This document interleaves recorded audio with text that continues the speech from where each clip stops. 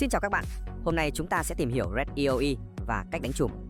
Để triệu hồi chùm cuối và cũng là chùm duy nhất, Maligus, trước tiên một thành viên trong Red cần có Key to the Focusing Iris phiên bản 10 người hoặc Heroic Key to the Focusing Iris phiên bản 25 người. Các bạn có thể kiếm chìa khóa này với tỷ lệ rơi 100% từ boss Saphiron trong Naxxramas. Chìa khóa sẽ tương ứng với loại Red. Khi triệu hồi, Maligus sẽ đạp xuống và giao tranh bắt đầu.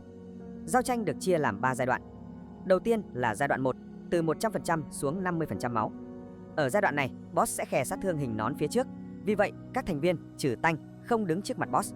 Tuy là boss hệ rồng nhưng lại không có chiêu quật đuôi như nhiều boss rồng khác, nên chúng ta có thể đứng đánh phía sau. Chiêu tiếp theo là boss triệu hồi quả cầu điện từ góc sàn đấu. Quả cầu điện có xu hướng di chuyển về phía boss. Nếu chạm vào boss, boss sẽ tăng sát thương. Chúng ta có thể tiêu diệt hoặc thậm chí CC quả cầu. Nếu tiêu diệt được, sẽ có một vòng điện quang xuất hiện tại vị trí quả cầu bị phá. Người chơi đứng trong vùng điện quang đó sẽ được tăng sát thương. Mẹo nhỏ, DK có thể kéo vòng điện quang về vị trí mong muốn bằng chiêu Death Grip. Một chiêu nhỡ của boss là Vortex, lốc xoáy. Boss sẽ bốc cả Red lên, xoáy mọi người và gây sát thương. Khi bị xoáy, người chơi chỉ dùng được các chiêu tức thì. Tuy nhiên, nếu Paladin bật Concentration Aura cộng Aura Mastery thì mọi người có thể cast bình thường. Sau 10 giây, người chơi sẽ rơi tự do xuống sàn và nhận sát thương. Có thể dùng Slow Fall hoặc Levitate để giảm sát thương rơi. Giai đoạn 2, Maligus sẽ miễn nhiễm với sát thương. Boss sẽ triệu hồi Ash. Các Ash này bay trên đĩa và tấn công các thành viên trong Red. Chúng ta có thể giết Ash. Ash bị giết sẽ rớt đĩa bay. Người chơi có thể lên đĩa bay lên và giết các Ash đang bay khác. Thường các lớp cận chiến sẽ cầm đĩa bay để bay lên dọn những con còn lại. Trong lúc này, boss sẽ chưởng xuống sàn để gây sát thương. Sẽ có các vòng tròn tím lớn xuất hiện và nhỏ dần. Người chơi đứng trong vòng tím sẽ được giảm sát thương. Các lớp hồi máu và tay dài nên di chuyển vào trong vòng và đánh các Ash trên đĩa bay. Giai đoạn kết thúc khi người chơi giết hết Ash trên đĩa bay. Giai đoạn 3, sàn đấu sẽ bị phá, người chơi rớt xuống và sau đó sẽ cưỡi rồng. Trước khi sàn bị phá, người chơi cần tập trung ở một chỗ, sát mép rìa sàn đấu.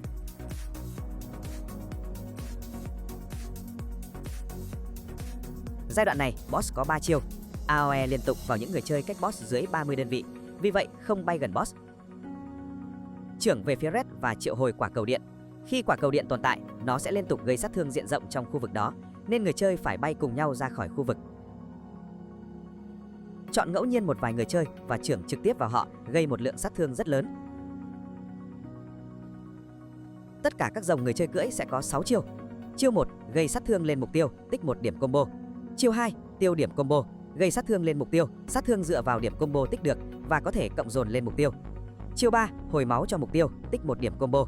Chiêu 4, tiêu điểm combo, hồi máu diện rộng, lượng máu hồi dựa vào điểm combo. Chiêu 5, tiêu điểm combo, đặt lá chắn lên người để giảm sát thương. Chiêu 6, tăng tốc độ bay trong một thời gian ngắn. Như vậy, tùy theo chỉ định của RL hoặc vai trò của nhân vật, mỗi người sẽ có nhiệm vụ riêng. Nếu DPS, dùng chiêu 1 và 2.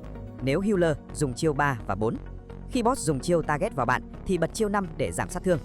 Để reposition, hãy dùng chiêu 6. Tại giai đoạn này, hãy di chuyển cùng Red để nhận được hồi máu và né các sát thương diện rộng không cần thiết. Xin chúc mừng, như vậy là bạn đã có đủ kiến thức để đánh bại Maligus. Sau đây là một số chiến thuật nâng cao để đánh boss hiệu quả hơn. Ở giai đoạn 1, khi boss đạt ngưỡng 50% máu, boss sẽ không bay lên ngay. Sẽ có một khoảng thời gian ngắn để người chơi gây thêm sát thương lên boss.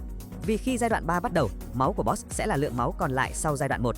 Để tối ưu, người chơi nên kéo và giết các quả cầu điện để các vùng điện quang có thể chồng lên nhau. Sát thương tăng lên sẽ được cộng dồn, nên nếu đứng cùng lúc 2 đến 3 vùng điện quang thì sát thương càng lớn. Lúc này, Shaman của Red sẽ dùng Hero hoặc Bloodlust để tối đa sát thương gây ra. Vì vậy, Tanh kỳ cựu có thể đặt boss ở vị trí tốt nhất để Red kéo quả cầu về đúng chỗ, chuẩn bị cho việc dồn sát thương trước khi boss bay lên. Giai đoạn 2, nếu chơi DPS cận chiến, hãy nhường đĩa bay cho người chơi cận chiến khác nếu sát thương của bạn không cao bằng họ. Ngược lại, nếu sát thương của bạn cao thì hãy tranh nhảy lên đĩa bay. Giai đoạn 3, đừng spam chưởng. Thay vào đó, hãy dùng chiêu theo nhịp 1-1-2 hoặc 3-3-4.